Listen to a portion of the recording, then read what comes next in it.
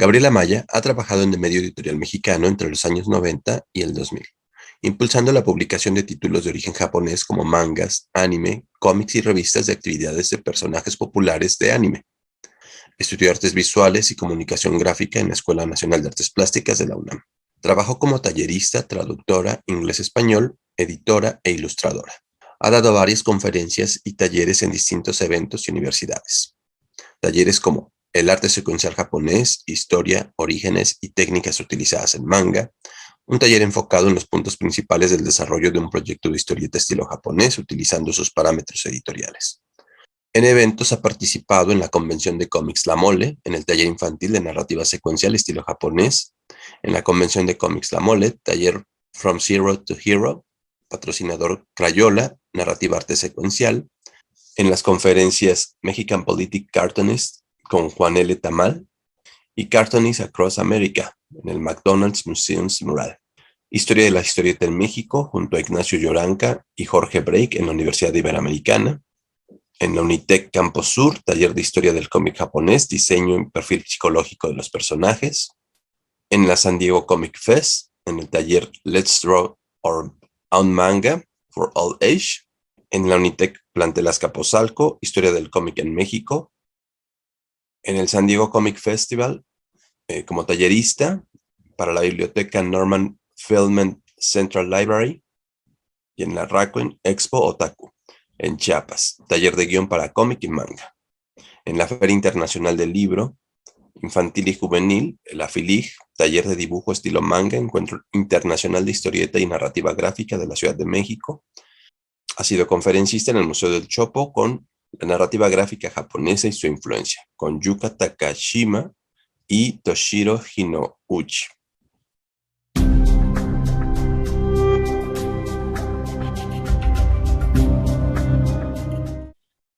Para todos los chicos, pues me presento rápidamente. Yo soy Gaby Maya. Muchos me pueden conocer por los amigos de doblaje como Gaby Manga. Y tengo el orgullo de ser la destructora de la historieta nacional, como me han puesto también muchos historietistas colegas, por haberme atrevido a traer el manga a México en los años 90.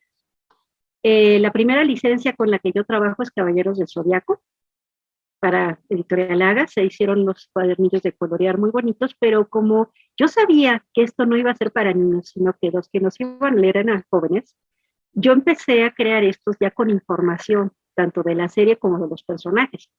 Sí venían las ilustraciones, pero yo agregaba la mitología detrás de la constelación, biografía del personaje, por qué los poderes se llaman de tal manera. Entonces volvía más un dossier, como le dicen los franceses, que un cuadernillo de colorear. Ahora sí que la imagen era como que el extra, pero toda la información era la carnita sabrosa de esto. Poco después, con una editorial que se aventuró a creer en mis locas ideas, llamada Toucan y Mango, se trajeron a México ya las licencias fuertes. Sailor Moon, Dragon Ball, Ranma y medio, Pokémon, Digimon, que me imagino que muchos de ustedes crecieron con algunas de estas, sino sus papás también. Entre algunas de las que llegué a manejar ya al final fue Sakura Card Captor, después fue One Piece, y una que desafortunadamente es muy buena, pero no logró el despegue que esperábamos en ese momento, que se llamaba Kodomo no Omocha, que se traduce como juego de niños, y se le puso en México El Diario de Sana. Esta ahorita la volveremos a tocar, pero era un manga que, a pesar de no tener una serie animada muy popular, era muy popular como historieta en Japón, porque reflejaba las tribulaciones que los niños sienten cuando los adultos los hacen a un lado. Y manejaba a los niños desde una perspectiva no madura, sino como son los niños: agresivos, envidiosos, naturales y muy rencorosos, pero al mismo tiempo capaces de extraordinaria cariño y extraordinaria unión cuando saben que ningún adulto los escucha. Era algo así como El Señor de las Moscas, pero en manga. Muy, muy interesante. Si alguna vez se quieren dar la oportunidad de leerlo, porque Panini hizo el favor de traerlo, échense un ojillo a este manga. Pero bueno, durante los años 90 hasta el 2004 que trabajo yo con esta editorial, el manga empieza a abrirse brecha aquí en México. ¿Y qué sucedía en ese momento? La historieta nacional, que eran los sensacionales de chambeadoras, de luchadores, las hizo y que damas de la noche, ¿cómo les decían? Bellas de noche. Todas estas historietas, a pesar de que le daban trabajo a un ejército de casi 300, 400 ilustradores realistas, lo único que hacían era repetir una fórmula que se había creado en el cine de ficheras y en las telenovelas. La chava rica y buenota que logra, por medio de favores sexuales o de ser muy cándida o cualquier cosa por el estilo, ganarse al muchacho rico o al chavo malo pero chido de su barrio. Entonces, esta fórmula se volvió vieja, porque tú la puedes repetir muchas veces y dices, no es que la gente va a ver siempre lo mismo si se lo vuelves a servir. O sea, si diario te sirven arroz, vas a comer arroz, pero llega un momento en que te va a fastidiar, que fue lo que ocurrió. La gente empezó a buscar otras cosas y quienes realmente empezaron a buscar cosas nuevas fueron los jóvenes. Porque puede que sí, digamos, tú lees un sensacional de romances, ¿no? Por ejemplo, Lágrimas y Risas, o alguna otra historieta de corte romántico, puede que te agrade, pero son tomos autoconclusivos que no van más allá. Entonces no te conectas con los personajes. Sirve para leerla en lo que tu transporte público llega del punto A al punto B y no te va a hacer tampoco coleccionar eso.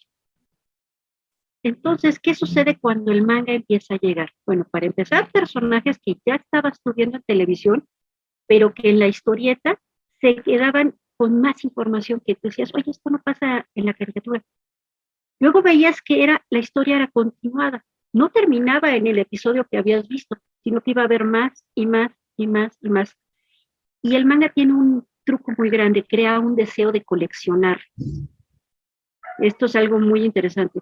Te crea un deseo de seguir la historia, coleccionar la historia y te envuelve a sentirte muy compenetrado con los personajes. Esto es un truco editorial que tienen todas las editoriales en Japón, lo doy mucho en mi taller, de que hay un cierto molde que se repite constantemente en la creación de personajes, diseñado para que tú como lector te sientas muy atraído, muy compenetrado con ellos. Y ese es el éxito que tiene el manga, por eso es tan fácil que nos sintamos identificados con algún personaje. No tienes que tener los superpoderes de Deku, por ejemplo, en My Hero Academia, si alguno la ha llegado a ver. No necesitas tener superpoderes, pero te puedes sentir como el chavo nuevo que entró a la escuela y todos le hicieron el feo, ¿sí o no?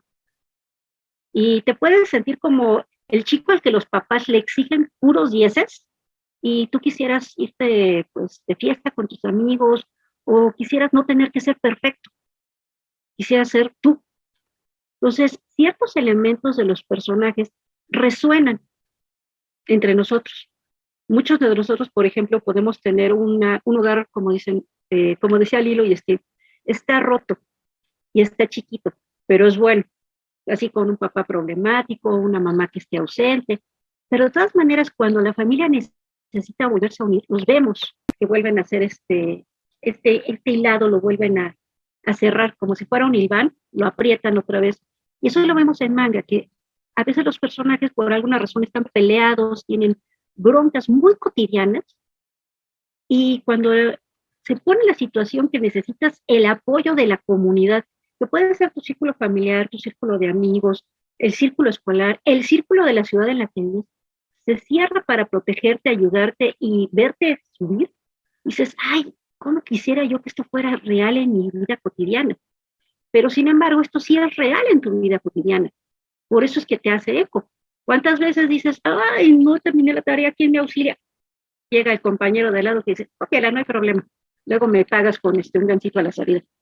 Entonces, vemos esto, que es tan cotidiano y tan sencillo, en el manga, y lo vemos en nuestra vida, y el manga lo que hace es después decorarlo con, ahora sí que con polvillo de hadas, y le ponemos que la fantasía, que los superpoderes, que la aventura aquí, que la intriga por allá, pero el corazón, que es la comunidad, la unión con la amistad, la unión con la familia, el respeto a las figuras que te educan, que pueden ser padres, abuelos, maestros, está ahí siempre presente y se repite y se repite y se repite. Entonces, esta cotidianeidad, que la ves reflejada en tu entorno social, te hace que te sientas muy compenetrado a seguir al manga. Te vas a sentir más unido a un personaje fantasioso, como podría ser incluso Goku, que todo el mundo dice, bueno, ¿por qué Dragon Ball a la fecha sigue siendo un éxito? Pues no es porque Goku sea súper fuerte, eso es una cosa bien rara. Tampoco es porque sus batallas, como en Namekusei, duren un minuto y tarden como 20 capítulos en terminar. No, no es eso. Es el hecho de que sabemos que Goku todo lo hace por sus amigos y por su familia. Y que al final de cuentas todo lo hace por ver bien a la gente que lo ayudó a crecer. Entonces, esa es la parte simpática de los personajes de manga que hace que nos sintamos unidos a ellos. Y eso es lo que olvidó la historieta mexicana. Cuando uno busca en la historia de la historieta mexicana este tipo de seres, los tenemos en Memín Pinguín, los tenemos en la familia Burrón, los tenemos en los super sabios y hasta ahí. A nadie se le ocurrió seguir creando este tipo de personajes con historias que fueran secuenciadas, aunque no estuvieran realmente por capítulos. Por ejemplo, si uno lee Memín Pinguín, están perfectamente diseñados, una cosa increíble, que termina donde va a empezar. O sea, está hecho para que una vez que terminas de leer todas las aventuras de Memín, puedes volverlo a leer otra vez y se siente nuevo. Y lo vuelves a leer y lo vuelves a leer. Eso es saber crear un ciclo de historia. Cuando uno lee La familia Burrón, nosotros seguimos las andanzas de todos los Burrón desde que los hijos son jóvenes hasta que van creciendo. Esto lo vemos también en manga. Conocemos a muchos personajes, por ejemplo, Naruto. Empieza de chiquito, luego adolescente, luego papá joven. Ahora no sabemos qué va a pasar con su hijo, si a lo mejor al rato vamos a ver a Boruto darle nietos, pero los vemos crecer. Y esto lo vimos con la familia Burrón, los vimos ir creciendo. Y con los super sabios que vimos, pues un conjunto de jóvenes que se estaban constantemente apoyando y con el paso de los episodios crecían un poquito. Tal vez Panza empezó siendo muy torpe, pero conforme los episodios van avanzando, va aprendiendo de sus amigos, va asimilando lo que es la ciencia, va cada día es menos, digamos, ignorante de las cosas y más listo para aplicar lo que aprendió de sus amigos. ¿Y qué más hay de ese estilo? Uno podría decir, por ejemplo, una historieta muy popular en los años 80 llamada Carmatrón, que fue episódica, tuvo más de 200 números, y sí, se veía una secuencia de aventuras con los personajes, un crecimiento con los personajes, pero ya no hubo más historias de ese estilo de parte de otros narradores. Todos se fueron y se decantaron por la historieta sencilla, autoconclusiva de los sensacionales. ¿Por qué? Porque era lo popular, era lo que estaba vendiendo rápido y pues ganaban rápido. Entonces, sentarse a crear algo que pudiera trascender un poquito más o que pudiera ser secuenciado, pues no les resultaba en ese momento atractivo a las editoriales porque ganaban más dinero haciendo estos tomos cortos que se podían desechar fácilmente. El manga siempre siguió esta idea de historias secuenciadas. Y no es de ahorita, lo empezaron desde hace muchísimos años. Ahora, un detalle bien simpático. Aunque el manga en sus orígenes, estamos hablando que casi va a cumplir ya un milenio el manga de existir. Son 1000 años que se ha estado desarrollando el manga como tal. Pero por ahí después de la Segunda Guerra Mundial, el manga tomó 2 que 3 gotitas de inspiración de la tira cómica norteamericana, como Lorenzo y Pepita. Tomó muchas referencias de lo que era el romance juvenil de Archie y de series como Hechizada y Mi Bella Genio, y tomó una gota muy saludable de lo que es el romance trágico de las telenovelas mexicanas, de las series de las telenovelas mexicanas y de las primeras historietas mexicanas, en estas como por ejemplo las que escribía Yolanda Vargas Dulce, como era María Isabel, Rubí, de ahí después salió, por ejemplo, el pecado de Unkyuki, era un exitazo en Japón, algo muy, muy gracioso, porque uno dice, ¿Cómo es posible que México inspiró en su momento a Japón? Si lo llegamos a hacer, porque en su momento la historieta en los años 70 y 80 era muy buena. De hecho, había muchos educadores, sobre todo, que sugerían a las jovencitas leer Lágrimas y Risas, porque eran muy buenas las historias de Doña Yolanda y eran secuenciales. Por eso se podían convertir en telenovelas, porque la historieta empezaba y en el siguiente episodio pasaba algo nuevo. Entonces, todo esto era muy similar a lo que llegamos a ver en manga. ¿Y qué pasó? ¿Por qué desapareció todo esto? Pues por irse por la fácil. Durante todo este bloque que estoy hablando, empezó a entrar la historieta norteamericana. En los años 80 es cuando realmente el cómic norteamericano toma fuerza en México. Ya existía, desde muchos años antes ya existía con Editorial Novaro, otras traían novedades, traían Batman, Superman, el Hombre Araña, los Cuatro Fantásticos, la que les gusta. Y más o menos por ahí entre finales de los 80s, 90s, es cuando Editorial Beat se hace de estos títulos y los sigue publicando, por supuesto, y con mucho éxito. Pero, nuevamente, no todos los chavos son fans de los cómics de superhéroes. Hay una brecha que nadie está encontrando, alguien que está olvidado. Los chavos que les gusta ver caricaturas de estos personajes de ojos grandes, que todavía no les decimos anime, solamente sabemos que viene de Japón y que nos fascinaba sentarnos con la abuelita a ver las aventuras de Heidi, de Candy, de Remy, Belle y Sebastián, José Miel, la que te gusta. Y todavía no empezaba el verdadero boom del anime y el manga, porque más o menos por ahí del 87, 88, poco después del temblor, se perdieron muchas de estas series. Todas las copias originales que tenía Televisa pues quedaron destruidas después del terremoto. Ya ves que se vino abajo toda la estructura de Televisa Chapultepec. Entonces, durante todo este tiempo, las pocas series que quedaron se repetían y se repetían. Candy, se repetía hasta el cansancio, Ren, se repetía, bueno, no sabemos de memoria Hate. Y entonces vamos llegando a los maravillosos años 90, cuando a las 7 de la mañana Canal 13 inicia con una serie llamada Caballeros del Zodiaco. Nos voló la cabeza a todos. Nos voló la cabeza a todos porque fue así de, yo me acordaba de esto. Me acordaba de este tipo de series. Entonces empezó a jalar a todo ese público que había quedado olvidado. Y cuando atrás de ellos empezaron a llegar las revistas y la gente empezó a hacer la conexión de que, oye, esto tiene una historieta detrás, pues se juntó perfectamente. Ahora sí que se coció este arroz. Empezó de ahí a crecer y crecer como el bola de nieve el interés sobre este tipo de animación que tenía una historieta de su lado. Aquí en México eso siempre nos faltó.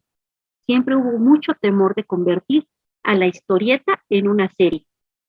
En su momento, los supersabios tuvieron una película y hasta ahí a nadie se le ocurrió hacer una serie de telenovela, por ejemplo, con Memín Pinguín. Y hubiera sido un exitazo. Ahorita ya no funcionaría. A nadie se le ocurrió hacer una caricatura con alguno de esos personajes que estaban funcionando bien. Solamente se les ocurrían las telenovelas, porque nuevamente creían que esto era lo que daba dinero y era lo que era más sencillo o más práctico de desarrollar. En Japón, todo lo que nosotros vemos de manga y de anime, aunque no lo creamos, tiene una muy fuerte ayuda de parte del gobierno japonés. ¿Por qué? Porque la primera función del manga, recuerden que la historieta de México, su primera función era ayudar a aprender a leer. El manga, desde que se crea, está diseñado para ayudar a los japoneses a aprender a leer, porque la lectura en Japón es difícil. Entonces, ¿cómo hago que la gente lea sin que le resulte aburrido? Con la ayuda de la historia. Entonces, de ahí, por eso es tan común y tan popular, porque nadie te va a ver mal en Japón por leer un manga, porque hay para todas las edades, de todos los tipos, y es tan común como el que agarra un libro para pasar el rato, una novela.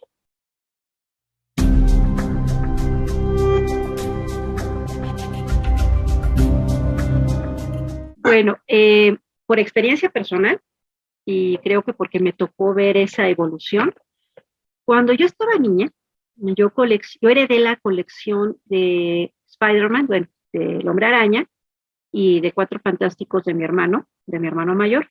¿Por qué la heredo? Porque él entra a la universidad, él entra a la Facultad de la Arquitectura, todos en la familia orgullosamente Pumas, y a él lo iban a ver feo por coleccionar historietas. Entonces me las heredó a mí. Ahora, nuestra abuela, en paz descanse, era maestra de historia y ella coleccionaba historietas.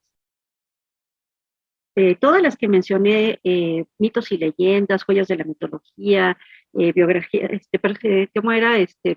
Personajes ejemplares y biografías que se hacían en historieta, ella las coleccionaba y nos las daba a leer a nosotros de niños. Y no veía ella nada malo siendo una maestra. Pero en los 80s, que es cuando mi hermano entra a la universidad, estaba de moda pelearse con la gente intelectual. Te decían pirurris si coleccionabas algo que pareciera caro. Entonces, el burlarse de una persona por leer, porque le gustara enfocarse en una lectura lúdica, que eran las historietas, el que le gustara leer novelas, se le usaba como burla. Eras burgués, eras un cerebrito, un cuatro ojos. Esa fue muy gracioso, te decían taradito. Y usaban la palabra mongoloide como un insulto para decirte que eras una persona que por usar lentes y leer, tu cerebro estaba podrido. Ahora, anécdota, agárrense todos, por favor, de la silla, chavos, voy a contar una historia de terror, por favor, ¿eh? No quiero que nadie se desmaye, empezando por el pro. Bueno, te acabo de decir que heredé la colección de historietas de mi hermano. Que una niña leyera Batman, Spider-Man, Diabólico, Daredevil y todas estas series no era normal, era considerado extraño. ¿Tú qué edad tenías? En ese entonces tenía yo 12. O sea, no solamente leía yo esas historias, yo también leía mucho TVO, mucho cómic francés, mucho cómic español. Nuevamente, nuestra abuela los conseguía de parte de la SEP, curiosamente llegaban a la SEP y ella se los traía. Pero bueno, un día conozco dos compañeritos en la secundaria que también coleccionaban estas historietas y platicando dicen, ¿qué tal si te traes las que tú tienes e intercambiamos las que tengamos repetidas? Dije yo, qué buena idea. Llego, escondidas en mi mochila, porque prohibidísimo traer algo que no fuera de la escuela en aquel entonces, las meto en el locker que teníamos asignado, lo cierro con el candadito, me voy feliz de la vida a mi lugar y teníamos hora libre después de la clase de civismo. Bueno, un chismoso metiche que no habíamos incluido en nuestro pequeño grupito de 3, le dice al maestro de civismo, profe, Gabriela tiene escondidas historietas en su locker. Y el profesor no se puso morado del coraje, me ordenó abrir mi locker y me pidió que las llevara a su escritorio. Me para frente al pizarrón, frente a todos, y empezó a romper una por una, diciendo, esto pudre el cerebro, es de gente ignorante, es de todos los insultos que pueda usted dedicarle a la palabra, eres ignorante, tonto, mediocre, no sabes estudiar, no vas a poner nunca atención en la vida, jamás vas a hacer nada de provecho con lo que vas a hacer como ser humano. Me las dedicó mientras las rompía todas y las tiraba al bote de basura. Yo me aguanté las lágrimas todo ese rato, porque no sabía cómo le iba a decir a mi hermano que habían destruido sus revistas. Terminó la clase y voy con el profesor, le digo, profesor, yo estoy exenta, ¿por qué me hizo esto? Ustedes saben qué se necesita para estar exento en una clase, ¿no? Mínimo tener 9.5.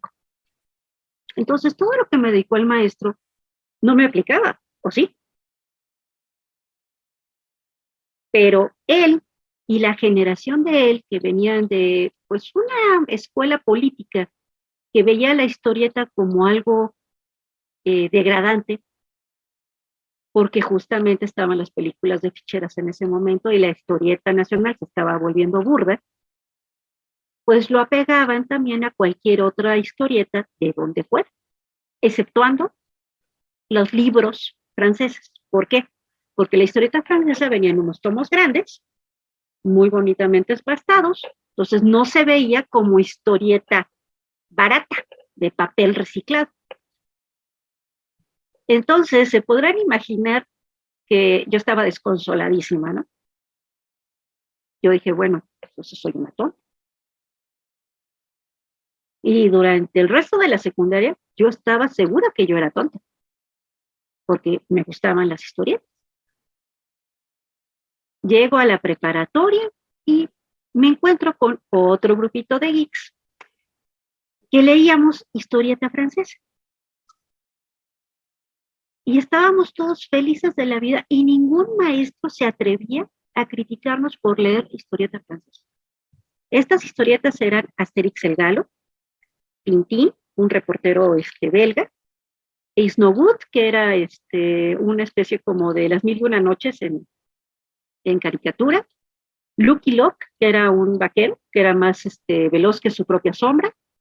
Ningún profesor nos criticaba por leerlas, al contrario, nos las pedían prestadas y decían, es que Asterix es una excelente historieta porque habla del Imperio Romano y que no sé qué, y yo así de, pues también las historietas que yo leía de mi abuela, pues también hablaban de cosas interesantes. ¿Qué era lo que hacía diferentes a estas, a las de Superman, Batman, el Hombre Araña? La parte histórica, el pequeño elemento de hablar de algo que existía o que podías tú buscar una referencia educativa alrededor de ella. Por ejemplo, en el caso de Tintín, este personaje es un reportero y a todos los países que visitaba siempre había algún elemento que tenía que ver con lo que sucedía históricamente en esos momentos. Tintín existe desde un poco antes de la primera, bueno, sí, desde la Primera Guerra Mundial y termina más o menos cuando empiezan los años 60. Así es. Entonces, tenía muchos elementos de noticias o históricos ahí regaditos, cosa que no tenía el Hombre Araña, que no tenía Daredevil, que no tenía Batman, no tenía Superman, porque son totalmente fantasiosos, sus mundos son completamente inventados, salvo por el hecho de que Spider-Man vive en Nueva York, nunca había hecho eco realmente con algo que fuera de parte de algo histórico o noticioso. A lo mejor en una que otra para algo que fuera muy específico de Estados Unidos y nada más. Pero habría pocos o ningún maestro que se molestaría en leerlo y ver que efectivamente eso fuera una referencia. Ahora, vamos pasando el tiempo y vamos acercándonos ya a los 90 otra vez. Vuelve a entrar el anime. ¿Por qué Caballeros del Zodíaco es tan interesante y cambia tanto la forma de ver las caricaturas japonesas a todos? Paso número 1. Todo inicia en Grecia. Grecia es la cuna de la civilización, de la cultura. Entonces, obviamente, hasta los más sangrones pusieron atención. Siguiente, hablaba de mitología griega y la combinaba con mitología nórdica y la combinaba con mitología japonesa. Entonces, por alguna razón que prácticamente todo mundo parece compartir, hablar de mitología es demostrar que eres inteligente. ¿Por qué? No lo sé. Pero es como que un consenso. El que todo el mundo sepa un poco de mitología automáticamente hace que, de eso sí quiero hablar contigo. Y le agregamos luego las constelaciones. Aquí en México nos fascinan las constelaciones. Siempre hemos estado muy apegados con la idea de cómo se mueven los astros, al grado de que seguimos creyendo los horóscopos. Entonces, no había persona que no estuviera fascinada por Caballeros del Zodiaco. Y todos decían con orgullo, es que obviamente yo soy caballero de Leo, no, yo soy de Sagitario, jaja, yo no soy de Aries. Qué absurdo que algo tan común pareciera que nos unía. pero eran esos pequeños elementos culturales que todo el mundo tiene acceso y que todo el mundo ve bien, que hizo que lo aceptaran rápidamente. Eso fue el pequeño gancho. Mismo gancho que siempre tuvo la historieta francesa. Aquí me gusta un comentario de Ariana, dice, si no sufriste bullying, no eres digno de ser un freak y un otaku. Querida, cierto es, cierto es, cierto es. Y si sufrí bullying, algún día les contaré extensivamente solo lo que ha sido el bullying, pero solo para que tengan una idea de lo que es bullying en serio, mis colegas dentro del gremio de historieta aquí en México me nombraron afectuosamente, según ellos, el anticristo del manga. Y si eso no es bullying, no sé qué sea. ¿Y eso por qué? Porque bueno, ahorita acaba de fallecer, así que como dicen, no hay que hablar mal nunca de un muerto. Acaba de fallecer justamente el colega que me puso ese apodo, porque él veía la historieta japonesa como una aberración. Decía, es que estas tonterías, ¿quién las lee? O sea, solamente los nerdos como tú, Maya. Le digo, sí, no te preocupes, va a llegar un momento en que todos los que no sepan de manga o de cómic van a ser los ignorantes. Dice, ay, eso nunca va a pasar porque tendrían que saberse primero quién fue Mobius o quién fue Simon Beasley, o se puso a nombrar cantidades de autores europeos y le digo, yo conozco a todos esos amigos y te puedo asegurar algo bien gracioso, que Mobius trabajó haciendo anime. Se me quedó viendo cuadrado y así de, demuéstramelo, a ver si tanto. Y saco un VHS, imagínense que tan viejo, de un anime que se llama Little Nemo, el pequeño Nemo, en Slumberland. Y curiosamente, esto es animación japonesa, coproducción con Francia, y el que hizo todo el diseño de escenarios fue el famoso Jean Giraud, alias Moebius, quien también se aventó El Quinto Elemento, pues hay películas que seguramente han visto ver, y entre otras cosas hizo Aslan y también hizo El Ángel de Bluebell.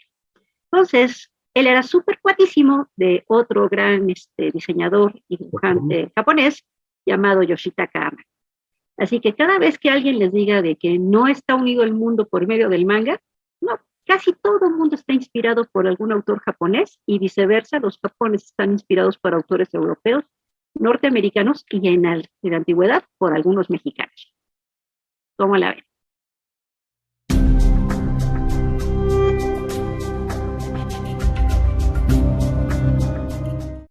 Bueno, es que ve de lo que bueno, ya de lo que le comenté eso, como que el bullying ya en el pasado, pues en mi caso como que sí me tocó eso, lamentablemente como que en mis tiempos de secundaria solo porque yo era pues sí, muy otaku, más o menos empecé como a los 11 años, 12 años, y pues ya ve todo en la secundaria pasó, y pues es lo que yo tenía así la duda, así como lo que le comenté, pues ahora se ve como si fuera todo una moda, no sé, y es lo que sigo sin entender, ¿no? Eso de que, porque ahora es que ya lo ven bien, por así decirlo, cuando antes pues se veía eso como mal, como si fuera algo satánico, como que hasta en algún momento a mí sí me lo dijeron y eso sí me sacó mucho de onda, entonces, no lo sé. Yo lo padecí. Mira, Nada más una pregunta, perdón. mm, ¿Tú en qué años estabas en la secundaria, Mónica? Más o menos por el 2016 o en el 2015, más o menos es cuando estaba, pero ya en mis tiempos, bueno, ya cuando yo empecé a hacer otaku, fue cuando tenía como 11 años o a los 12, ya es cuando comencé. Y ya es lo que le digo. fíjate, ahí va un detalle muy importante. Esta parte de la satanización de la historieta japonesa y sobre todo del anime, de la animación japonesa como tal, fue cortesía de un grupito llamado A Favor de lo Mejor y de una periodista que se llama Lolita de la Vega. Eh, Cuando en su momento Pokémon inicia, nadie esperó que fuera a ser un boom, nadie lo esperaba realmente. Y hubo un episodio que fue generalmente Pokémon, cada vez que había los grandes efectos de fantasía de cuando salían los rayos de los personajes, se usaba una técnica que es hacerle un hoyito a la celdilla detrás para que la luz a la hora de la cámara, cuando toma el flash de la celdilla, todavía no se hacía en computadora, todavía era a mano, esa luz de flash entra mucho más intensa, entonces hace más espectacular el efecto. Esto desafortunadamente para las personas que son fotosensibles puede llegar a causar mareos, dolor de cabeza y en casos extremos, así subrayo, epilepsia fotosensible. La epilepsia fotosensible, ¿qué es? No te da un ataque epiléptico como a una persona que padece epilepsia neuronal, sino que te puede hacer marear y que vuelvas el estómago. La epilepsia fotosensible te puede dar, por ejemplo, hasta en un columpio, ver las luces en el coche cuando vas conduciendo, o cuando pasa muy rápido, por ejemplo, si estás en la montaña rusa, pasa muy rápido la luz por tus ojos, te produce ese mareo y sensación de asco. ¿Sí? No es igual a la epilepsia neuronal. Pero un verdadero soquete que tenemos en las noticias, llamado Javier Alatorre, cuando se informó que en Japón este episodio había provocado que se hospitalizaran alrededor de 17 niños por epilepsia fotosensible, se le ocurre decir provocó epilepsia en los niños. Ahora, nada te puede provocar epilepsia, no es un virus, ya la traes, ya es una situación genética que heredaste de tus papás. Entonces, al hacer tendenciosa y amarillista la noticia, elevó la histeria alrededor de los padres. ¿Por qué? Porque se hizo la misma leyenda urbana de que los Pokémon eran malos. Esto generalmente inicia como un juego entre chavitos, pero que sale de control y siempre cae en los oídos más equivocados de la tía, ya sabes, de la tía persinada de la familia, de esas que consideran que todo lo que no esté catalogado por la Biblia como sano, entonces es malo. Entonces, sobras que la Biblia, pues no conoce al anime y al manga, porque la escribieron unos judíos en medio del desierto, y después la retomaron algunos emperadores romanos y dijeron, pues me sirve para someter a los pueblos y seguirles haciendo creer lo que yo quiera. Pero no nos vamos a poner ahorita a discutir de religión porque nos volveríamos locos, pero el caso es de que la Biblia y casi cualquier elemento religioso no conocía a Asia en el momento que llega a América, lo conocen muchos siglos después. Entonces, siempre han visto a lo asiático, que es una forma de pensamiento que no requiere de imágenes, que no requiere, de hecho, casi ni siquiera de doctrinas para poder ser accesible, lo ven como una amenaza al control religioso que se llega a tener en Occidente, sobre todo, con ciertas formas de religión, sobre todo aquellas que son más ortodoxas. Eso es lo que sucede. Entonces, en su momento, en los años 80, el profesor Aarón se va a acordar. ¿Se acuerda usted de los pitufos, profesor? Obviamente. ¿Se acuerda usted de la famosa histeria sobre el pitufo negro? Es cierto. No me acordaba, pero ahorita que lo estás diciendo, ¿sí? Bueno, ahí les va, chicos. ¿Ustedes ubican a los pitufos? Estos seres azules con gorrito blanco. Bueno, hay un episodio en Los Pitufos que de hecho se prohibió después por la histeria masiva que creó, donde uno de los pitufos es hechizado por una fruta y se vuelve de color negro. En la caricatura se vuelve morado. Entonces, es un episodio dedicado al famoso efecto zombie. Ajá. Entonces, este episodio hace una referencia a dos cosas. A las películas de zombie que estaban muy famosas en los años 80 y a un episodio de Galería Nocturna donde sale un pequeño canibalito tiki que hacía ña, ña, ña, ña, ña con los dientes y los hacía así. Entonces, los pitufos lo que hacían para infectar al otro pitufo, el pitufo que quedaba morado, era hacer ña, ña, ña, ña, ña y le mordían el rabito. Entonces, así se pasaban la infección entre ellos. Ahora, si tú eres un niño, estás en preescolar y ves eso, ¿a qué quieres jugar al día siguiente? A morder a un amiguito, ¿verdad? A ir corriendo haciendo ña, ña, ña, ña, ña y morder a alguien para que esa persona vaya corriendo contigo haciendo ña, ña, ña, ña, ña, morder a otro niño.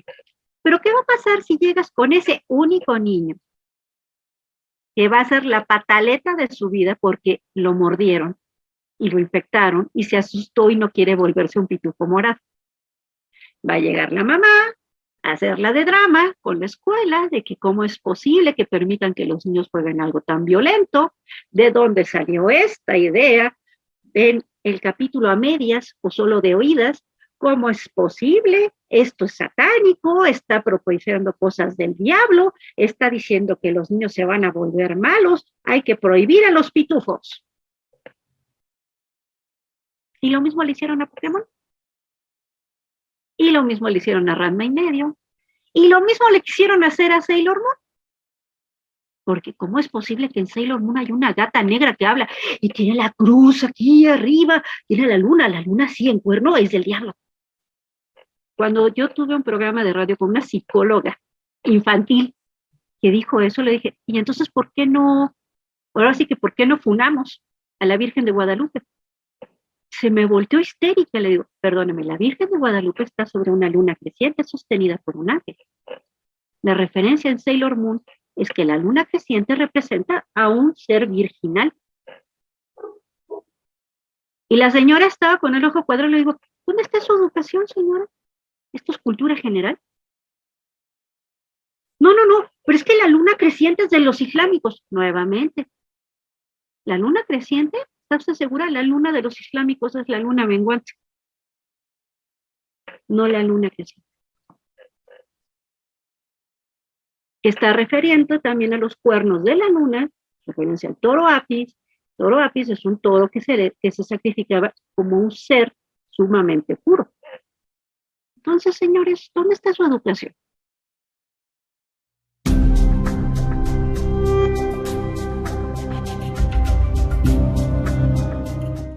Yo lo que haría, que es lo que todos deben hacer, es cuestionar. Como bien dices, ni tanto que me lo crean, ni tanto que me lo compren. ¿Y qué tal si busco yo un poquito más allá? Es lo mismo que está pasando ahorita, bueno, pequeño corte con la guerra de Ucrania. Hay mucha desinformación. Unos dicen, no, es que los rusos están en lo correcto, otros dicen, los ucranianos están en los correctos, y Estados Unidos dicen, yo le quiero meter mi dedo a este atole para ver qué saca. ¿Qué es lo que debemos hacer? ¿Creerle a todos? No. Pero sí investigar. Veamos qué pasó con cada uno y saquemos una conclusión personal. Esta conclusión personal puede o no coincidir con lo que está pasando en realidad, pero si seguimos el hilo de las noticias, si seguimos lo que está pasando, ya podremos comprobar si lo que nosotros deducimos va de acuerdo a lo que está ocurriendo o tenemos que volver a investigar un poquito más para ver si nos faltó información.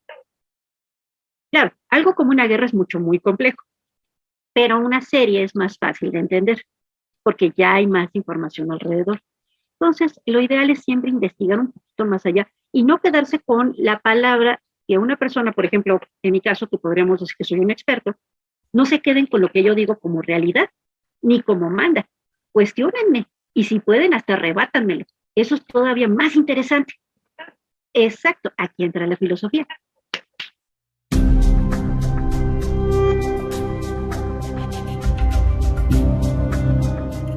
Pero bueno, ahora, terminando de contestar la pregunta, ¿en qué momento todo esto cambia y se deja de ver como algo malo y la gente lo empieza a aceptar? Y aquí es donde entra un poquito el arte. Cuando una película animada japonesa de estudio Ghibli se llevó el Oscar, El viaje de Chihiro. Y entonces todo el mundo volteó a ver al anime. Dijo, ¡ay! Hay todo esto detrás de lo que nos hemos perdido. Oh, no. Y lo hemos satanizado, pero ve qué belleza. No, qué malos hemos sido. Y entonces, como se ganó un Oscar, entonces ya es bueno. Y yo sería muy tonto si no reconozco algo que se ganó un premio internacional, ¿verdad?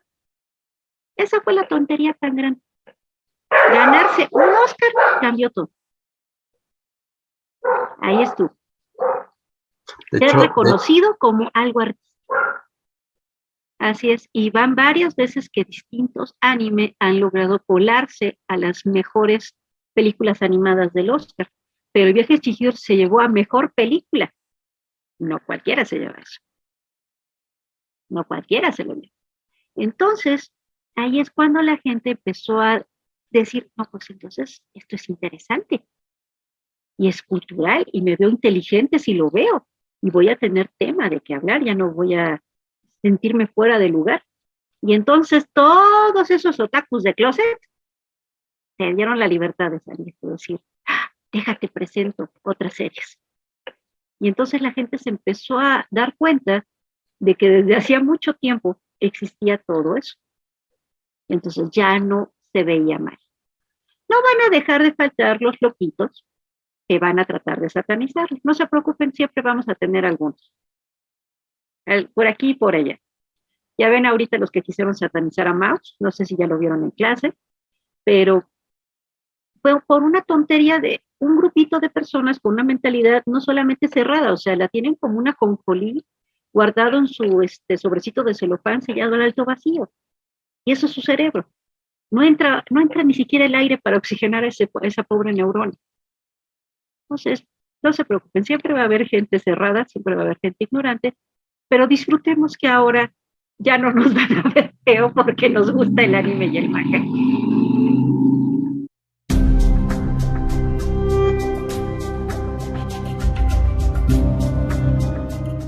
Bueno, en primera, no es pedirles, no es pedirles, pero vamos a hacerlo de esta manera. ¿Has visto que hoy en día cuando vas por un rollito de sushi te sirven la salsa de soya con chile picadito adentro? Tú sabes que en Japón no le pondrían chilito a la salsa de soya, ¿verdad? Entonces, quiere decir que nosotros podemos agregarle nuestro propio giro e interpretación a esto y hacerlo personal, hacerlo nuestro. Este es el famoso efecto que yo le llamo manga con chile piquín. Entonces, vamos a verlo de esta forma. ¿Por qué yo, como mexicano, podría encontrarle algo de utilidad para mí en el manga? Bueno, paso uno. El manga constantemente habla de la historia del país y la ensalza. Siempre está utilizando elementos históricos y los repite constantemente desde distintos puntos de vista, no solamente histórico-cultural, histórico-educativo, también histórico-lúdico, histórico-fantasioso. Entonces, ¿qué sucede con todo esto? Aquí en México siempre estamos diciendo que los niños tendrían que amar más nuestra historia nacional, pero es muy difícil que un niño se sienta fascinado por la vida de Morelos o por la vida de Hidalgo porque realmente no los siente cercanos. Pero imaginémonos, porque esto, aquí va, perdón, me voy a echar uno aquí. Esto va algo que les pido mucho en talleres y me di el gustazo de que uno de mis exalumnos lo está haciendo ahorita. Les dije, imagínense la historia de México, es riquísima, brutalmente rica. Nos caemos de mitos por todos lados y para historia tenemos para pelearnos con Francia, a ver quién tiene una historia mejor. Pero que nos falta es enamorarnos de nuestra historia. Ahora, si yo te dijera que el abrazo de Acatepan, allá había boys love, allá había un amor entre estos dos personajes, te haría levantar la ceja, ¿verdad? Y dirías, allá a ver cómo se querían. Y cuando uno analiza sus cartas, siempre eran muy románticas, pero muy formales, porque no podían dejarse ver como hombres débiles. Pero de todas maneras tenían que dejar entender al otro, cuídate, te amo, pero sé cuidadoso y te veré cuando la guerra termine. Entonces, había mucho interés en esto, pero ¿cómo lo hago interesante para ti? Que no sea leer La sombra del caudillo y estés pasando las hojas así con una flojera del tamaño del mundo. ¿Qué tal si lo convierto en una historieta bien narrada, con los personajes un poquito más estilizados, que se vean guapetones, pero que sigan siendo reconocibles? Le meto un poquito de romance, le meto tantita tragedia, le meto mucho de historia, unas buenas batallas, a lo mejor un elemento mitológico por ahí perdido, y entonces, ¡zas! Ya te lo devoraste y te da la curiosidad de ver, oye, ¿y esto realmente pasó? Y entonces ya agarrarás un libro de historia real y dirás, ay, esto coincide, sí es cierto, uy, esto está más interesante. Pues vas a empezarle a meter un poquito más de allá. Por ejemplo, esta exalumna mía, se llama Ivonne Flores, la pueden buscar como Cardia Flores, una muy, muy buena. Ahorita está estudiando ella restauración de obras de arte prehispánicas y del virreinato, muy talentosa ella. Como su proyecto de taller conmigo, estaba yo hablando de por qué nadie se le ha ocurrido hacer un manga de los niños héroes de Chapultepec. Y pues ella no solo se aventó el manga, lo hizo Voice Love. Entonces, ¿qué le ganó esto? La versión que ella estaba haciendo de toda la investigación de los niños héroes, que realmente sí existieron, que realmente sí hay información de todos ellos, de quiénes fueron los que fueron reales, etcétera. Ella la empezó a hilar, empezó a diseñar personajes y se iba al castillo de Chapultepec a buscar información. Y cuando fue a presentar para entrar como restaurador, llevó eso. Claro, quitó la parte de Voice Love porque esa es la parte fantasiosa, solamente llevó la parte basada en los hechos históricos, y le fascinó tanto a la persona que le hizo su entrevista que le dijo, ¿te lo aventarías para presentarlo aquí el día que toca abrir el museo para los niños héroes? Y pues vaya que sí se lo aventó y sí lo hizo.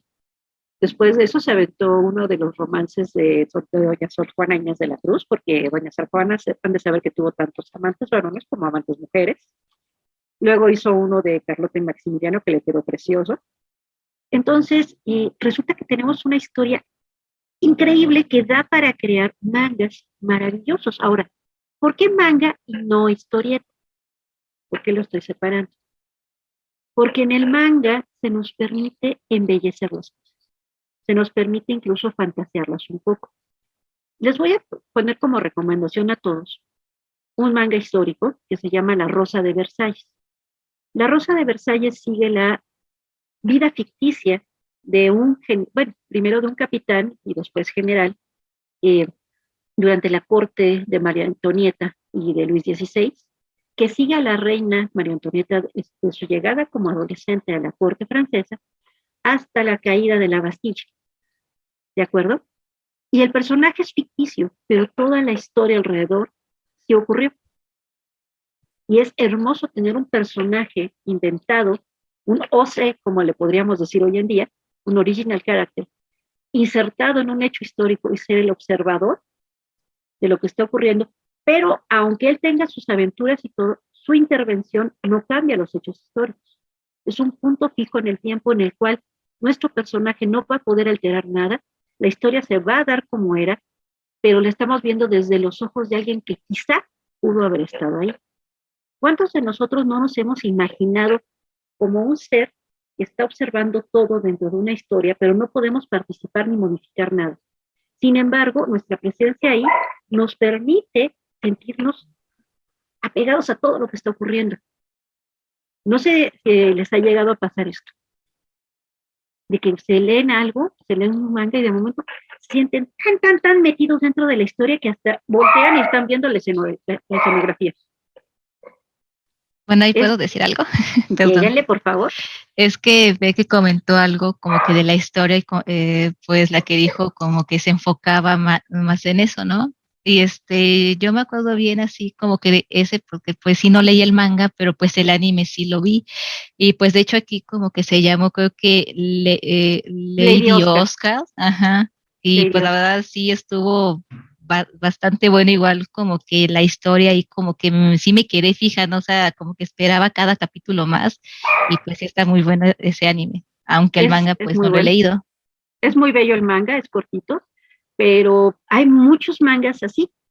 Y sobre todo, algo muy gracioso es que el gobierno japonés impulsa mucho a los mangakas a tomar puntos de la historia de Japón y volverlos a contar. Entonces se ha contado, por ejemplo, si alguien ha visto Samurai X, que se llama Rurouni Kenshin, habla sobre la restauración Meiji, que es cuando se termina el gobierno del shogun y se vuelve a imponer al emperador como un sistema ya otra vez de gobierno. Pero durante toda esa transición, a los samuráis se les quitaron sus privilegios.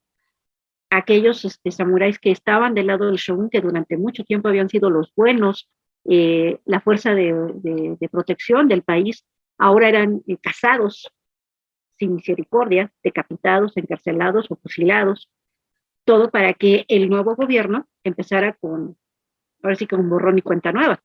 Entonces, uno dice, no, sí, qué padrísimas las peleas con espada, pero cuando empiezas a ver la parte histórica dices, ay, qué miedo por eso. Y también, por ejemplo, si han visto esta película de Estudio Ghibli que se llama El viento levanta, está basada justamente cuando Japón va a entrar a la Segunda Guerra y a un diseñador, a un ingeniero le dicen, queremos que crees armas bélicas. Y él no quería creer eso, que él tenía otra idea en su cabeza. Entonces, es también así como de tú como persona creativa, como persona que quieres servir a tu país, hasta dónde vas a hacer las cosas por tu afán de ser creativo y hasta dónde tu brújula moral te va a permitir envolverte o no envolverte en la guerra, porque llega un momento que aunque tú creas que no estás envuelto en eso, sí estás metido en este momento. No les voy a sugerir ver otra película extraordinaria, pero se las dejo de tarea para el que quiera, que se llama La tumba de las luciérnagas. Y esta habla de lo que sucede cuando la guerra te ha quitado la humanidad. ¿Qué sucede cuando una guerra ha sido tan cruel, tan miserable, que lo que nos queda es la sobrevivencia pura? ¿Y dónde quedó nuestra alma humana? ¿Qué sucedió con nuestra alma humana? Queremos realmente admitir que cuando llega a haber una gran tragedia, podemos pensar solo en nosotros con egoísmo y no tener altruismo. Aquí los mexicanos, yo lo he visto varias veces cuando he puesto esto en talleres, la mayor parte de mis alumnos quedan hechos un moco tendido, porque les pega durísimo y dicen, es que yo no sería capaz de ser así. Digo, no, porque hasta hoy en México no hemos vivido algo tan cruel. En el temblor de hace unos cuantos años, más se tardó el gobierno en empezarnos a ayudar, que los ciudadanos ya habíamos hecho todo, ya habíamos hecho una cadena de ayuda y apoyo impresionante. Aquí donde yo vivo, yo perdí la entrada de mi departamento, se me destruyó la mitad de mi departamento, no tenía yo nada que comer, y bueno, más me tardé yo en haber puesto, cómo se veía mi departamento destrozado, que ya tenía yo a 3 vecinos con sándwiches, unos frijolitos, un refresco, no vente, no quieres que nos quedemos contigo, no. En segundos tenía yo alrededor ya una cadena de protección. Pero esos somos los mexicanos, esa es nuestra idiosincrasia. El japonés, que siempre se le había enseñado a ser estoico y a aguantar las cosas con seriedad y con orgullo, le partieron el alma. La Segunda Guerra lo dejó sin alma y entonces empezaron a tener que decir, ¿saben qué? Esto de ser aguantadores, estoicos y callados no nos sirvió de nada. Tenemos que cambiar. Entonces, si se quieren echar esa película, no está pensada nada más para que lloren, está pensada para que la analicen. Es algo que pido mucho. Cuando vean un anime, el que sea, aparte de divertirse, traten de analizar un poco más allá qué pasa con los personajes. Resulta muy interesante.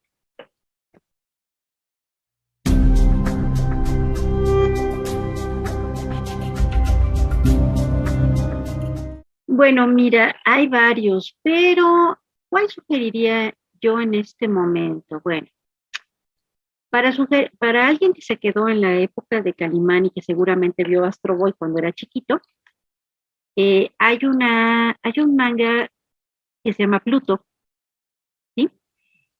Que es un thriller detectivesco por un autor que hace homenaje a Astro Boy y a uno de los robots que fue muy importante en la serie animada.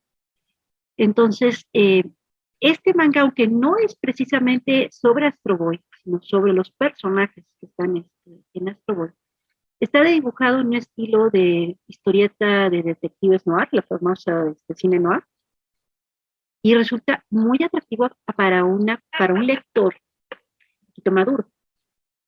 Y es corto. Esto es muy importante. Hay mangas que duran 40, 50, 100 volúmenes. Y esos no los puedo yo sugerir. ¿Por qué?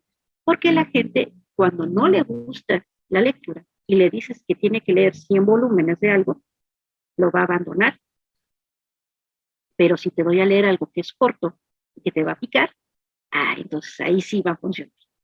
Otro manga que sugiero mucho es Koshi no Inu, que es el perro de las estrellas. Son solamente 2 volúmenes. Para todos nosotros, la empatía con las mascotas es impresionante. Rosa de Versalles es otra que me gusta mucho recomendar. Aunque la serie tiene casi 100 episodios, el manga es cortito. No creo que sean arriba de 6 volúmenes. Es muy, muy, muy, muy bueno. Para manga de jóvenes, para manga de chicos, generalmente me gustan los deportivos.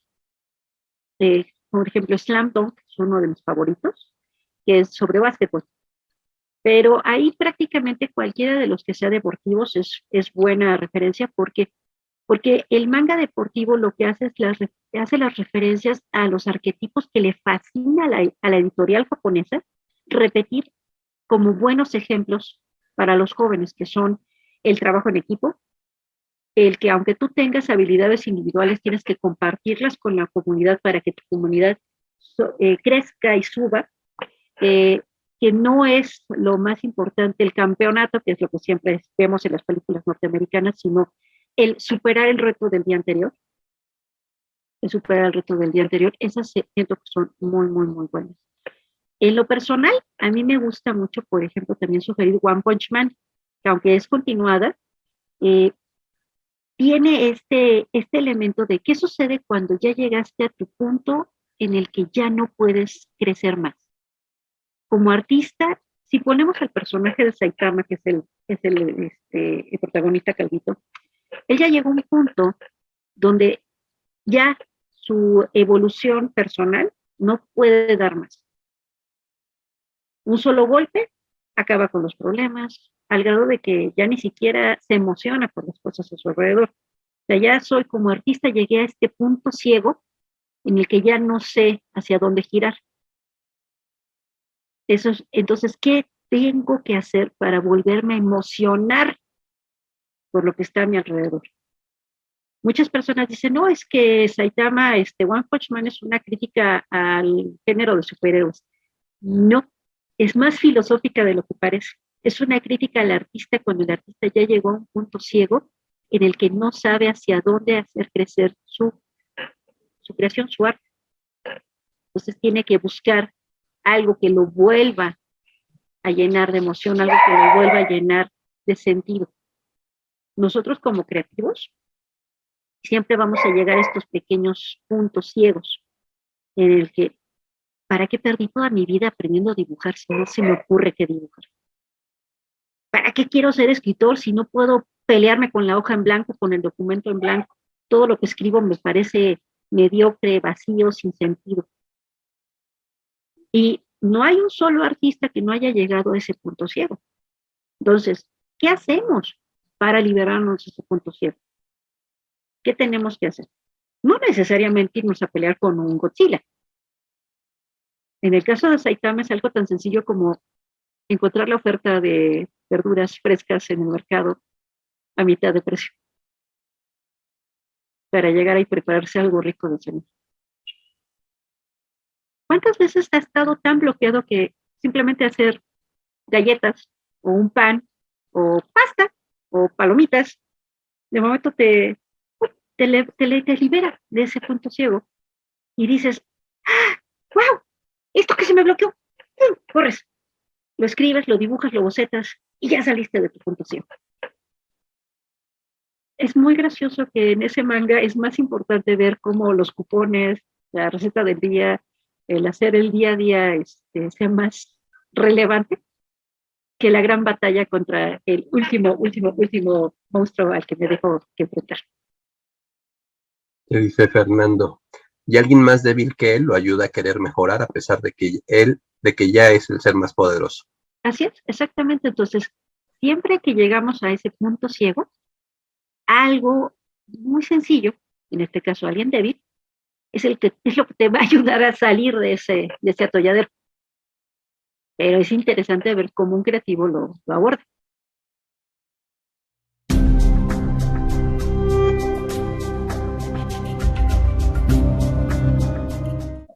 Lo que decía al inicio, de que sí hay muchos personajes, y pues quieras o no, te sientes identificado con unos por su historia, su desarrollo, etcétera, por su personalidad.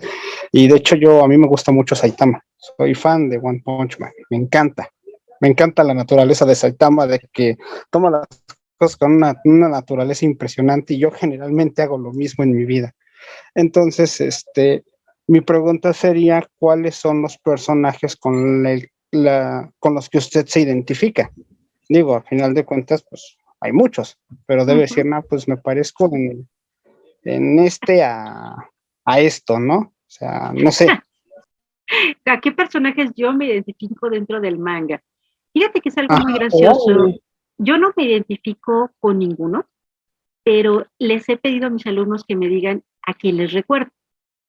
Me han comparado con la maestra Tsunade, de Naruto, independientemente por el hecho de que soy copa D, sino también por la forma en la que soy de educarlos. Genus, por ejemplo, dentro de One Punch Man, me dicen, es que ustedes, es como Genus, siempre está muy preocupada por nosotros y siempre está usted dudando de que es capaz de hacer cosas más con lo que hacía usted de dibujo, maestro.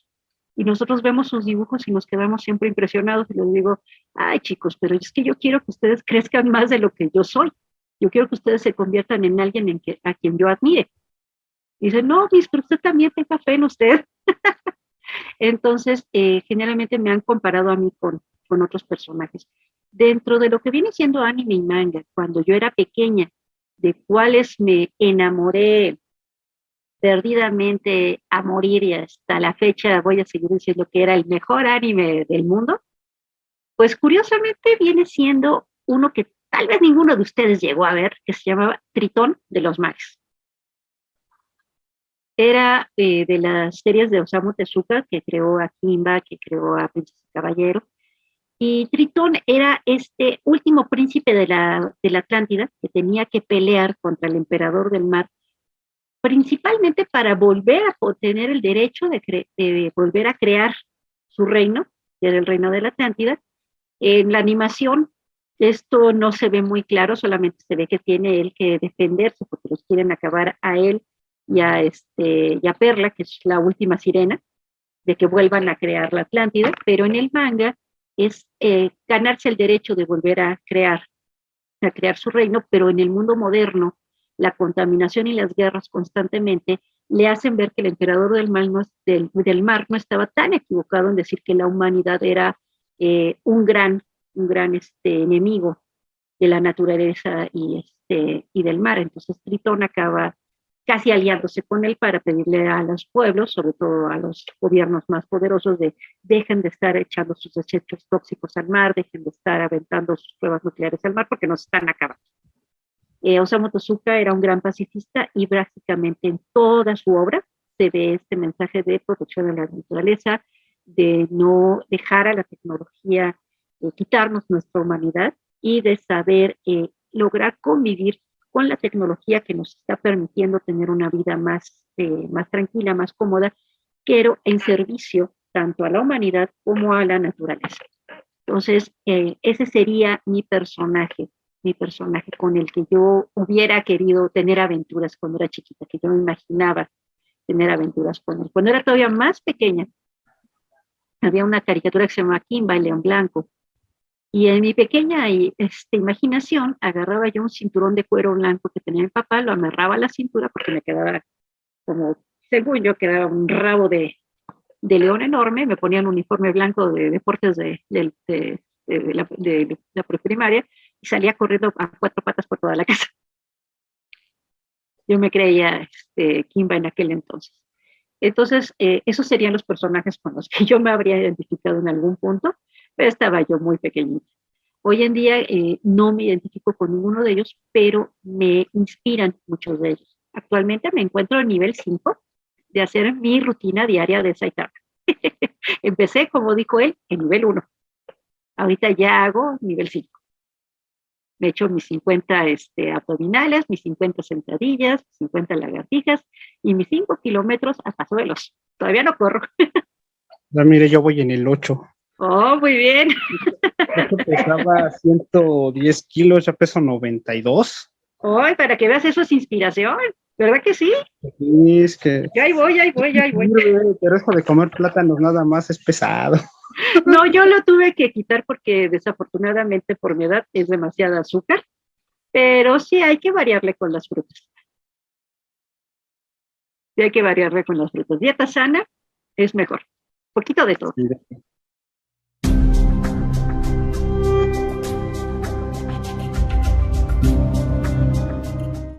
Perdón, ¿eh? es lo que le comentaba antes sobre el manga, o sea, como que el japonés, bueno, pues en China como que no se llevaría, no se llamaría manga como tal, pues era como un mangua, pero pues yo Manhua. lo encuentro ajá, bueno, y pues yo le encuentro como que un cierto parecido, ¿no? Aunque tal vez sea distinto, pero pues no sé si es igual o si tiene algunos cambios. Totalmente diferente. A ver, mira, ahí te va. Esto tiene que ver con mi taller.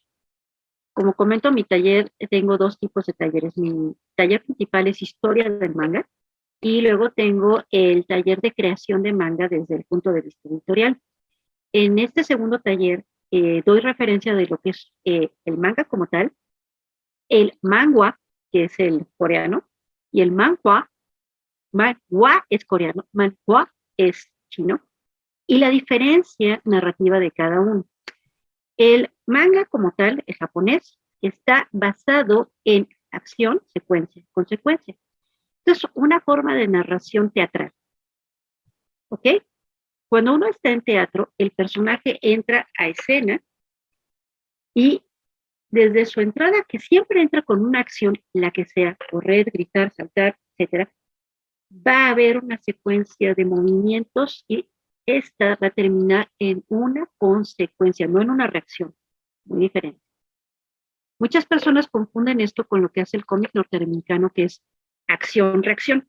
Esto lo vemos con Will Eisner y su famoso libro de cómo se hace historieta para Estados Unidos, donde generalmente una acción recibe una reacción. Si el personaje lanza un golpe, el otro personaje lo recibe, cae. Pero cuando vemos el Kamehameha de Goku, primero vemos a Goku intensear, crear.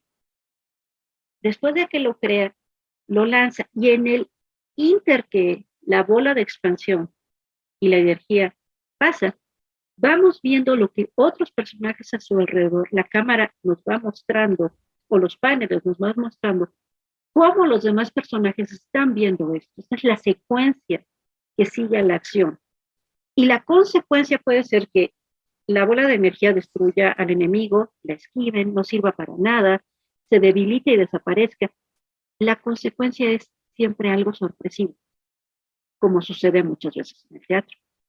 Por ejemplo, una escena de Romeo y Julieta, que tenemos el famoso duelo, donde matan al primo de Romeo. Nadie esperaba que él hubiera perdido porque se estaba riendo. Y cuando cae muerto, todo el mundo así de, te va a armar la de San Quintín. Entonces, esto es más bien teatral, cuando estamos hablando de lo que viene siendo el manga como tal. En el manga se busca que el personaje vaya más allá del destino que supuestamente se le ha impuesto. En la filosofía japonesa tú tienes un destino, pero no estás encadenado a ese destino. Sin embargo, debes cumplir con ese destino. ¿Cómo sucede esto? Tienes libre albedrío alrededor de tu destino. Si tu destino es ser el rey de los demonios, por decir algo, pero dices, sí, pero, ok, voy a ser el rey de los demonios, pero puedo ser un rey de los demonios chido que coleccione mangas y le guste ir a comprar té de tapioca ahí con mis cuates, como pasa en Now Exorcist.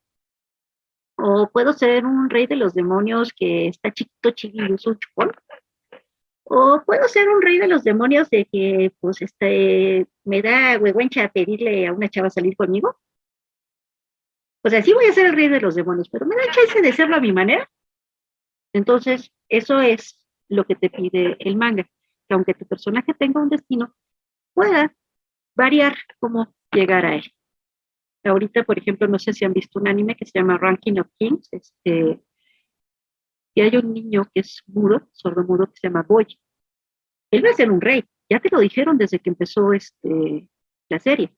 Lo interesante es ver cómo va a lograr ese destino a pesar de todas las limitaciones que él tiene como personaje.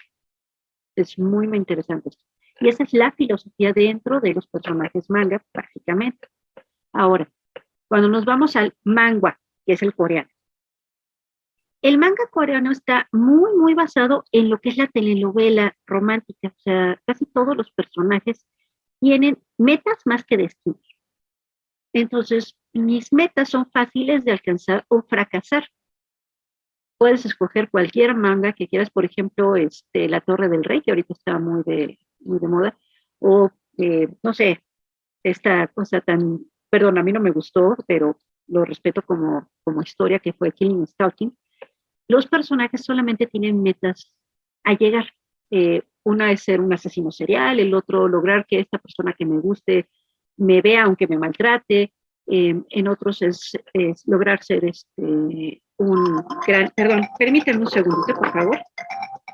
Te digo, cuando estamos con el manga no es tan viejo como el manga, de hecho apenas tendrá unos buenos 30 años como verdaderos 30 años de desarrollarse como tal. Anteriormente el manga era simplemente historietas tanto románticas como para caballeros, muy al estilo de la historieta mexicana. Y por ahí del año 90, de los 90 aproximadamente, empezó a agarrar un poquito, a copiar un poquito lo que se hacía en Japón. No lograban ser series muy destacadas de muchos volúmenes, por lo mismo de que no tenían en ese momento mucho apoyo financiero de parte de las editoriales, entonces se procuraba que fueran cortos. Hay uno muy bueno que se llama Tarot Café, que la autora es muy prolífica, pero te das cuenta de que no hay un seguimiento a la historia como llega a suceder en manga, sino que como que el autor tiene una idea lineal de qué quiere contar y llega a un punto en que si la historia es exitosa y le piden alargarlo, ya no se le ocurre realmente cómo terminarlo. Entonces se enfocan mucho en que el dibujo se vea muy padre y la historia a veces es muy débil. Entonces, aunque el manga es popular, sobre todo en Webtoon, llega a ser muy, muy popular, se decanta por lo que es muy telenovelesco, ¿sí? No novelesco, sino más bien telenovelesco. Rápidamente darle una resolución a las situaciones, crear un conflicto fácil de desarrollar, fácil de concluir y no complicar demasiado la historia. El manga, el manga como tal, sí le va a gustar complicar la historia porque tiene toda una línea de estructuras que debe seguir. Estas que algún día creamos aquí una plática de ver cómo se hace esto, les doy todos estos elementos, pero el coreano trata de imitar un poco esto dentro de su estructura y utiliza mucho también de lo que es la estructura del cómic norteamericano. Entonces también su paneleo resulta hasta más toscón de lectura, cuando el del manga es perfectamente fluido en su forma de lectura. Ahora, nos vamos con el manhwa, que es el chino. Ese es más antiguo, no tan antiguo como el manga, que se va ya dentro de muy pocos años cumple un milenio, pero digamos que casi por ahí se la llevan los dos, porque de hecho el manga surge de los pergaminos chinos. Lo que tienen los chinos es que desde siempre ellos han ilustrado sus novelas. Y estas ilustraciones, los japoneses cuando las retoman para las cuestiones de los primeros mangas, les empiezan a agregar lo que es lo secuencial. El chino ya en el solo panel que ha dibujado, ya está esa secuencial dentro de toda la ilustración. Toda la viñeta ya es narrativa. Eso es muy interesante y tiene también mucho que ver con la ópera que ellos manejan. Ellos, su teatro se le dice ópera, muy similar a lo que los griegos tenían, que también era su teatro que era cantado. El teatro de los chinos es muy cantado, muy actuado, muy brincado, muy bailado. Entonces, esto se ve dentro de la historieta china, que fluye muy rápidamente de panel a panel. Los personajes brincan de un lado para otro y no importa cuál leas, puedes estar leyendo una, por ejemplo, Modao Suji, que es una novela principalmente, y después de ahí la pasan a estilo historieta, y es muy fácil ver cómo fluye, como si estuviéramos viendo un musical. Los personajes pasan de estar serios en un momento, llegar a un punto intenso y de momento, ¡pum!, te lo desinflan y ponen una viñeta graciosa, o el personaje se ríe, o simplemente hay un espacio en blanco que te dice, espera, vamos a pasar a la siguiente escena, cayó el telón y vamos a pasar a la siguiente escena. Entonces, cada una de estas tiene su ritmo. Curiosamente también, otra que no se ve muy seguido, que es la historieta hindú, tiene mucha influencia dentro de ellas. Los hindúes hoy en día son los que más historietas producen en el mundo. Estamos hablando de casi unos 10 millones de ejemplares por semana. Una cosa brutal. Y sin embargo, ellos están utilizando un tipo de narración que es como una combinación entre manga, podríamos decirlo, porque también son de viñetas muy fáciles de lectura, y mucho estilo de historieta norteamericana y mexicana, por la forma en la que caen todos los paneles. Se utilizan viñetas de 4 o 6 por página, y la estructura es cuadrada de lectura.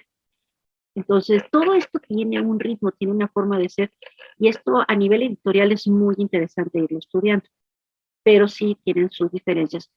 Para que puedas tú decirlo de forma fácil, por ejemplo, un manga es como ver teatro japonés, teatro kabuki, donde las emociones son más allá de lo que uno quiere decir. Por ejemplo, el personaje cuando llora no llora nada más así, llora a mares, cuando grita no nada más grita así, grita con todos los pulmones, que eso lo vemos en el kabuki.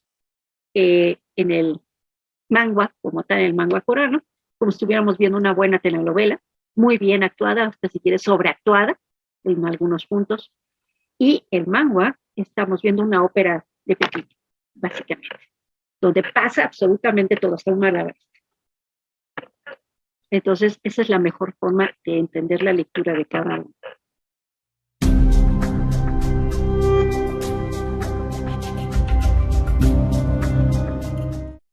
Hace ratito una persona estaba tratando de discutir conmigo porque pues, principalmente se me reconoce por conocer el manga, ¿no?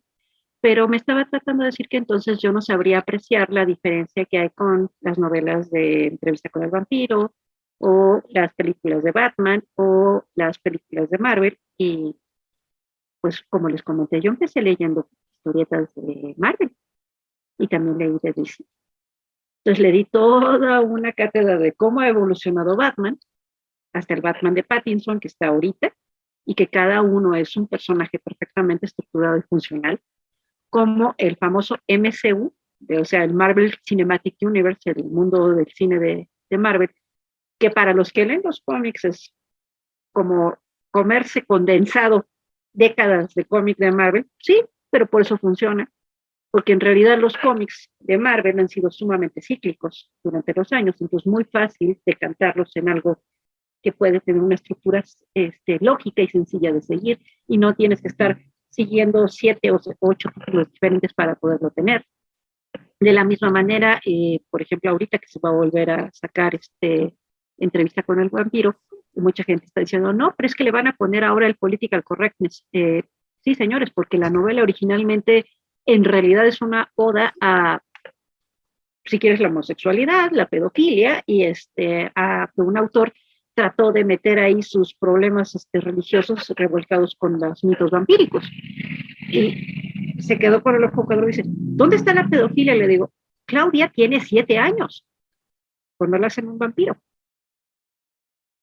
No me vas a decir que es correcto que un vampiro haga a un niño que tienen sus hilados dentro de las mismas cosas de la autora, de que se veía mal que hicieran eso. Y sin embargo, hay como 4 o 5 personajes durante toda la saga que también son infantiles. Pero, sin embargo, los hacen vampiros y nuevamente después se les erotiza. No sexualmente, sino eróticamente. Cosa importante, no es lo mismo la sexualidad que el erotismo. Son cosas totalmente separadas. Y esto lo hace la autora. Entonces, señores, hoy en día no podemos tener a una Claudia de 7 años. ¿Por qué? Porque automáticamente todo el mundo va a pegar el grito en el cielo, por mucho que sea apegado a la obra. Pues tienen que tener por lo menos a una chica de 20. ¿Para qué? Para que esté en edad legal. Todo esto tiene que ver con los cambios culturales que hemos estado teniendo, donde antiguamente todo eso se veía como, ay, qué simpático, ay, qué curioso. Y hoy en día decimos, no, qué enfermo, y qué pervertido, y qué tonto era. No quiere decir que haya estado mal en aquel entonces, y que hoy esté bien, o al revés. Simplemente quiere decir que ya como sociedad empezamos a ver ciertas cosas que velábamos y que barríamos abajo del tapete, ya no es correcto hacerlo. Entonces, también nos pide también ser un poco más lógicos, que si queremos ciertos cambios, si queremos ciertas cuestiones que nuestra sociedad nos está exigiendo, pues también tenemos que ser coherentes y en la forma que creamos nuestras historias lo tenemos que ir manejando. Para que esto se vuelva cotidiano, no una norma, sino simplemente cotidiano. Que regresando a lo que les comentaba dentro del manga, que es lo que hace que nos sintamos acercados a los personajes, que sean ellos haciendo cosas cotidianas.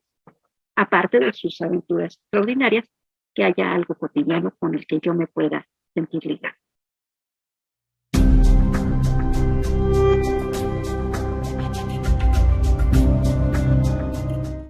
Y por aquí puedo contestar una preguntita, me dicen, ¿y cuál es el género? ¿Y cuál es el género del manga que más te gusta? Shonen, 100%. Sé que adoro el boys love, adoro el shoujo, pero siempre he sido una hardcore shonen love. Me fascinan las buenas historias shonen, me encantan los personajes con toda su estructura samurái de toda la vida. Que no quiere decir que se comporten como samuráis, ojo, solamente siguen el código Bushido. Si no me creen, revisen a todos los personajes, a todos los héroes de todos los shonen y verán cómo siguen el código Bushido todos. Guerrero. Así es. Creo que Fernando coincide contigo, porque está poniendo ahí que es el mejor. Es que bueno, ese camino del guerrero. Por eso cuando dijo, entonces dije, va a ser el shonen, pero me quedé callado.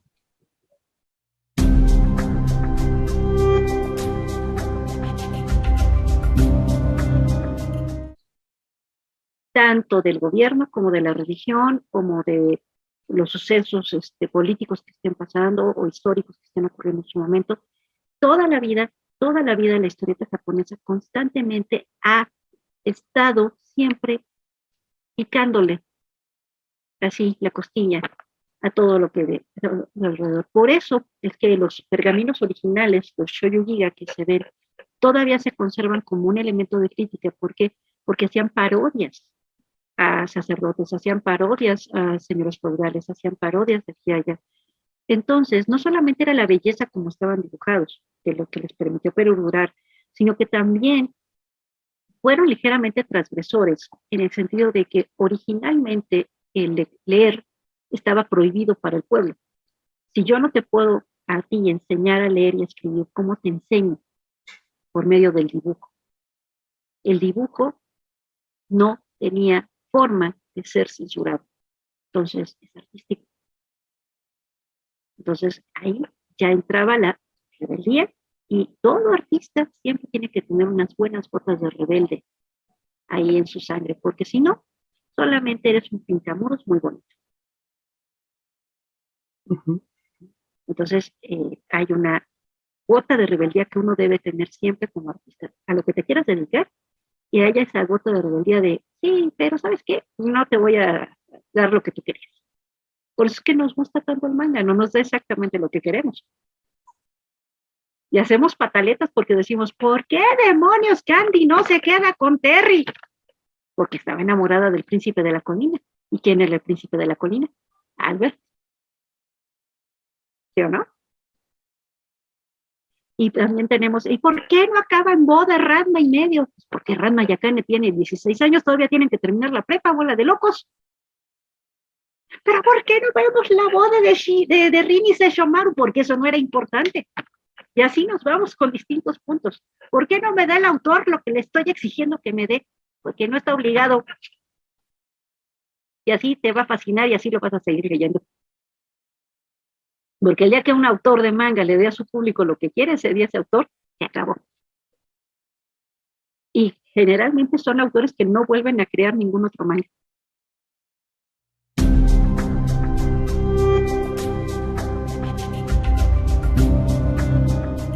Yo ahorita me siento que estoy a medias porque justo lo que me interesa y es parte de lo que me interesa platicar con ustedes es el asunto, y bueno, ¿y México?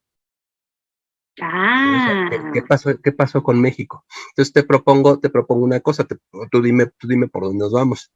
¿Quieres que nos sigamos platicando? Yo no tengo bronca, que pero... sea un nuevo capítulo. Como tú quieras. ¿Cómo ven, chicos? Los dejamos en Suzuku, como se dice. Suzuku, que quiere decir continuará.